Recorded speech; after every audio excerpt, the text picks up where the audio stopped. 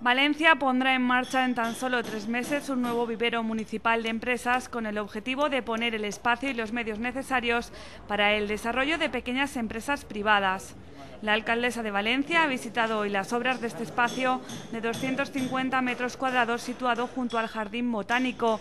En él se podrán instalar hasta 14 despachos. Los emprendedores no pagarán alquiler y además contarán con el asesoramiento de profesionales.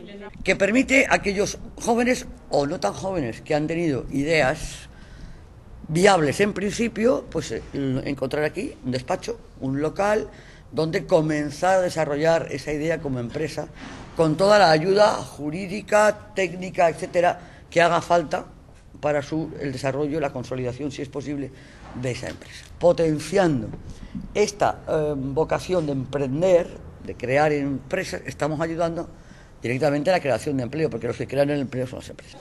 El ayuntamiento primará el establecimiento de empresas innovadoras. Ten en cuenta que nosotros intentamos elegir la que pensamos que puede ser viable en un principio para que luego tenga una continuidad, porque empresas se presentan muchas, pero nuestra obligación es elegir aquellas que puedan tener una viabilidad en el tiempo. Ya lo hacíamos así en el vivero anterior y se va a hacer aquí en este también.